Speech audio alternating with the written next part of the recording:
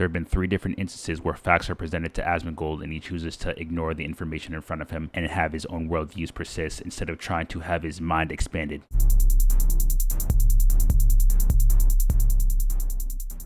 What's up everybody, what's on the menu? Back at again with another video, and this time we're here to talk about Asmongold and his apparent bias when breaking down videos. And as always, before we get into the meat and potatoes of this video, don't forget to like the video if you like it, don't if you don't, and if you like more social media and pop culture topics like this, don't forget to subscribe to the channel. And without further ado, let's get started. During the creation of my previous Chud the Builder video, I was prompted to make this video about Asmongold and biases he holds when discussing topics online. Yeah, a lot of people have talked about the Chud the Builder situation. This is the video here. We'll take a look at it. I'm on set initial bond at 1.25 million. That's a lot. 1.25 million. The big problem that I think a lot of people have with this is that it seems like there's a very clear legal double standard. What is the universe where Carmelo Anthony stabs a person in the chest over a disagreement over a chair and his bond is lower than Chud's bond? You see what I'm saying? Based on the clip provided, it's clear that Asmongold is upset at the fact that 17-year-old Carmelo Anthony has a lower set bond of $250,000 than Chud the Builder, a 28-year-old man who has a bond set to $1.25 million. Though the two individuals are facing charges related to murder, the circumstances behind both incidents are very different. Carmelo Anthony was a 17-year-old high school track star who ran for Centennial High School in Frisco, Texas. He's being charged with the first-degree murder of another track student athlete, Austin Metcalf, who went to Memorial High School, also in Frisco, Texas. The stabbing occurred at Memorial High School 10 in David Coy Kendall Stadium at approximately 10 a.m. CDT on April 2nd, 2025. The altercation started when the track and field championship event was delayed due to thunderstorms and heavy downpours. Hunter Metcalf, Austin's twin brother, told Anthony to move out from the Memorial team's tent. Austin then confronted Anthony. During the argument that ensued, Anthony allegedly said, "Touch me and see what happens," while reaching his hand into his backpack. Metcalf then pushed Anthony on the bleachers they were on. In response, he allegedly said, "Punch me and see what happens," to which Metcalf pushed him. In response, Anthony pulled out a black knife from his backpack and stabbed Metcalf once in the chest before running away. Another witness in the Frisco police arrest report stated Austin and Anthony went back and forth, and then Austin stood up and pushed Anthony to get him out of the tent. After being stabbed, Metcalf ran down the bleachers grabbing his chest and told those around him to get help. When police arrived, he was not conscious or breathing, and athletic trainers were performing chest compressions on him. Austin Metcalf was pronounced dead minutes after arriving in the hospital. Yeah, so based off the description of that whole incident, very unfortunate event for the young man, Austin Metcalf, RIP to him. And it's also quite unfortunate what happened to Carmelo Anthony, because now he has to fight for his life in court as to whether he can be a free man after this, and the courts found him not guilty, or whether they find him guilty and he spends the rest of his life in jail. The big difference between this incident and the Chud the Builder incident is that this young man, Carmelo Anthony, wasn't looking for trouble, and he wasn't the original aggressor of the situation. Based off the description that we just read, not only was Carmelo Anthony not the original aggressor of the situation, he also doesn't have any criminal history or past incidents of him having violent crimes or doing anything that was against the law. While Chud the Builder, on the other hand, not only has an extensive criminal history of him breaking the law, he also has a recorded history of him online harassing black people for the sake of getting a reaction out of them. And he was also the initial aggressor in the incident that led to him having a bond set for $1.25 million. Though Carmelo Anthony's bond was originally set to $1 million, it was reduced by the judge to $250,000 due to the fact that he had a clean criminal record and his academic and athletic achievements were reflective of the type of person that he actually was. While Chud's repeated history of harassing black people on camera and his past criminal offenses are the reason why his bail was set to over $1 million. Asmongold's inability to see why the bond amounts were set for each individual's case for the reasons that they were is kind of disturbing. One bond amount was due to the fact that a kid made a very harsh decision, and that was the first criminal offense he's ever occurred, so it wouldn't make sense for his bond amount to be set so high, while another individual who repeatedly breaks the law and has a certain knack for harassing a certain group of people then almost ends up killing a person from that group of people he's been harassing, has a bond amount set so high because he's been problematic for quite some time. Based on the information provided to you guys, who do you think should have a higher bond amount? The person who made their first mistake ever, or the person who has a repeated history of making similar/dumb mistakes and made the biggest mistake they could have possibly made it? While basically alluding to the fact online several days before the incident even happened that they were going to do something like this in the future. There was also another incident that Asmongold had responded to recently. Popular content creator Joe Bartolozzi had this comment to say about black people and systemic racism. Not commit more crimes than white people on a personality basis. If you're going to say statistically they do, that is only because of impoverished areas in the lives that they've been given because of the implications that have been put on them through, what is it called, systemic racism. After that, Asmongold had some of his own words to say. So I don't know who Joe Bartolozzi, I don't know who this is, but we're going to listen to what he says. Here we go. The Joe guy, yes. do not commit more crimes than white people on a personality basis. Do not commit more crimes than white people on a personality basis. If you're going to say statistically they do, that is only because of impoverished areas in the lives that they've been given because of the implications that have been put on them through, what is it called? Systemic racism. They've been given a shit hand and therefore live in that shit hand. And that's right. They've been given a shit hand, so they steal makeup from CVS. Before we go any further, that was racist AF what he just said. So his bias is showing. Also, I was able to go online and look at the propensity for certain groups and how often they are to steal, and it looks like those of a higher socioeconomic status are likely to steal, as well as them being either Native American or white. Though black and brown people are more likely to get booked on retail theft, they're not the ones committing the majority of the crimes. And the fact that Asmongold believes that shows that he's buying into the system that clearly is systemically racist. But let's continue. The constant, infantilization of minorities in America is one of the most patronizing and also toxic things that our culture has to deal with. Yeah, I'm going to stop Asmongold right there. I don't think he understands what the word infantilization means, so I'm just going to put the definition up on screen for you guys. Infantilization is the prolonged treatment of someone as if they are younger than they really are. Studies have shown that an individual, when infantilized, is overwhelmingly likely to feel disrespected. Such individuals may report a sense of transgression akin to dehumanization. Below, you can also see that there's a section with racism and how it relates to infantilization. I'm just going to skim this part, but you can read the whole thing if you'd like, so pause the video here. Infantilization is an important concept that was pivotal to maintaining slavery.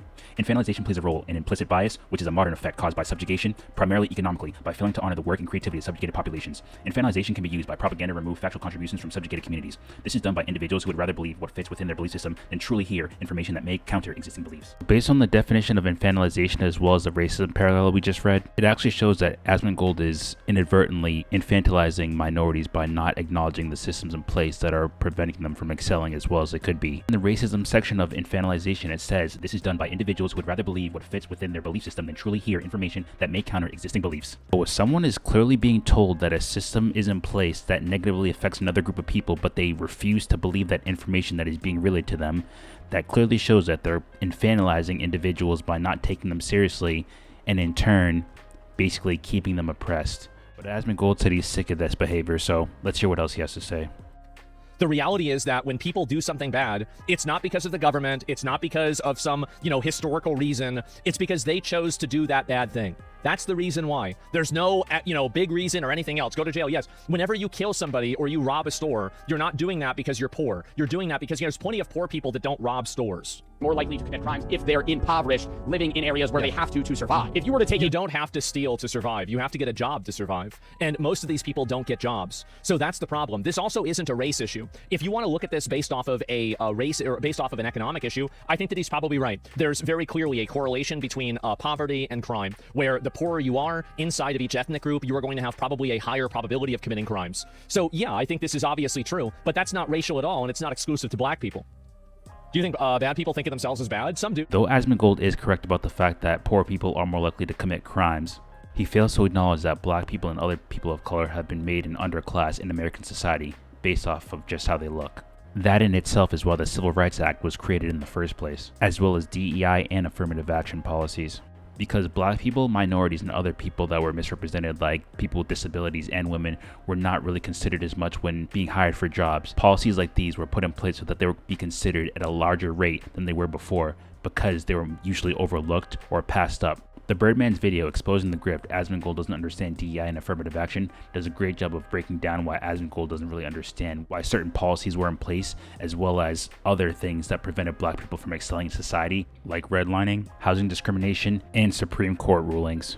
Another popular content creator, Papagut, had his own thoughts on Asmongold's opinions on Joe Bartolozzi's initial thoughts about systemic racism. They've been given a shit hand and therefore live in that hand. And that's right. They've been given a shit hand, so they steal makeup from CVS. Who's they? I've seen white people steal. Black people, I've seen them steal. There might be disproportionately more black people stealing, but his point is that it's just like a systemic racism thing. It's not a hot take. But that's where it gets like racist right off the bat. Joe's just like, yeah, I know they might commit more crime, but it's not because of them inherently. It's because they've been dealt a shit hand. Oh yeah, black people steal makeup. My commentary's over. You're in for a good watch. The constant, infantilization of minorities in America is one of the most patronizing and also toxic things. So basically, Joe is racist. He's patronizing black people by acknowledging a fact. Our culture has to deal with. It's culture. The reality is that when people do something bad, it's not because of the government. It's not because of some, historical reason. It's because they chose to do that bad thing. Right. Okay. I would expect this level of commentary from Asmongold, who just really doesn't have the mental capacity to understand things. We can understand that on an individual level. When we look at somebody, we can look at them and go, oh, they did a really bad thing. They're at the point point of no return. We have to punish them because they are not good for society, while also acknowledging that the conditions that built them up to be bad for society are very relevant, and we want to prevent them in the future people. Like, it's a drool take. It's such an obvious drool take. But Asmongold, the guy who never leaves his house, who doesn't know any black people except for one file Akari that he refuses to condemn, is going to tell us about how all black people steal. But there's no billionaires who don't rob people. Isn't that interesting? Statistically, 0% of billionaires don't rob people. You're probably thinking, what are you talking about? Robbing them how? Every single billionaire plays this fucking game where they go, I'm not going to pay myself. I'm going to inflate my net worth through firing people, stock buybacks, and then I'm going to take my net worth and I'm going to go to the bank and I'm going to say, hey, I'd like to take out a very low interest rate loan of $1 million. And I'm going to take that out. I'm going to pay 3% interest on that. I'm going to use that money to invest in more stocks to increase my value so I can take out more loans and to buy shit. And I'm not going to pay the federal government any taxes, but it's legal because I take a lot of that money and I give it to politicians. And then those politicians vomit. And then Asmongold goes, I love this. Cockroaches love vomit. And then he regurgitates takes about how dumb and bad poor people are. But they don't care about that. And you want to know why? Because they're fucking bootlickers, dude. Because instead of fixing the problem of billionaires not paying their fair share, which would have tremendously more impact in a positive way on us, he'd rather complain about not poor people, just poor black people. As you can see in the clip, Papa Gut is definitely on the side of those who believe systemic racism is a real issue that prevented black people from moving up to society. He doesn't minimize the issue by trying to say that it didn't happen or it's not real. I think he understands that there are systems that were acting against black people in society that prevented them from excelling as well as they probably could have. But let me just give my 2 cents on Asmongold and his consistent inability to assess videos with information given to him that could probably expand his worldview, but he chooses not to.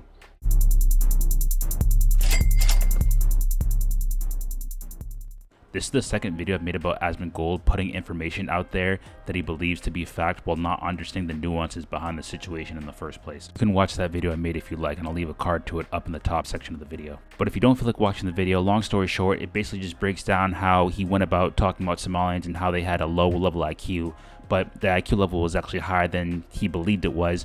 And instead of admitting he's wrong, he still harps on the fact that Somalians shouldn't be let into the United States because they're considered dumb under his eyes. But after being presented with the information that Somalians have a lower IQ level due to factors outside of their control, like high poverty rates in their country, low access to education, and food sources that are not as easily accessible, he still chooses to hold his bigoted beliefs.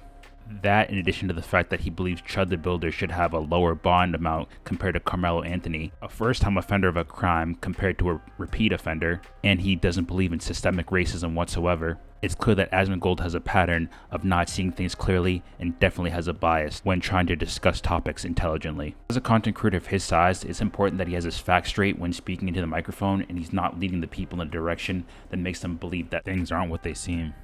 A lot of people on the internet don't second guess facts from influencers that they see online, and they just take their word as truth. Whether Asmongold believes it or not, systemic racism is real, and because of it, black people have not been able to excel in society the same white people have. And no, they do not benefit from it. The thing for Asmongold is that he lives in a very privileged position. He's a white, cisgendered, heterosexual male, the blueprint for who Western society usually caters towards. I'm not saying Asmongold didn't work hard to get to the position he is in streaming, but I'm saying that there are a lot less things that he had to go through compared to other creators. Not too long ago, YouTuber Corey Kenshin actually went through an instance of this where he put up some gameplay that got taken down by YouTube because the content was deemed inappropriate, while another creator by the name of Markiplier had similar content on his channel, but he didn't receive any strikes.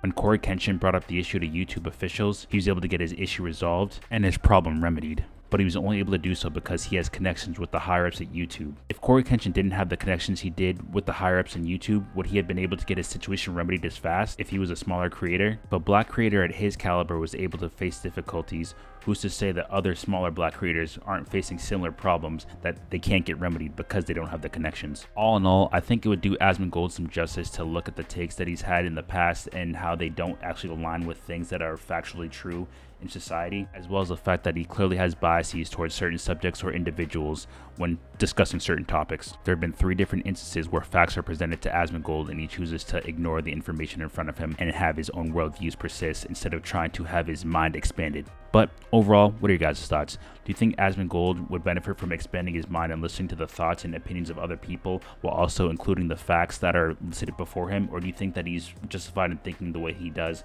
and nothing's wrong with the way he currently sees life and the way he discusses topics? Let me know your thoughts in the comment section down below, and I'll catch you guys in the next one. Deuces.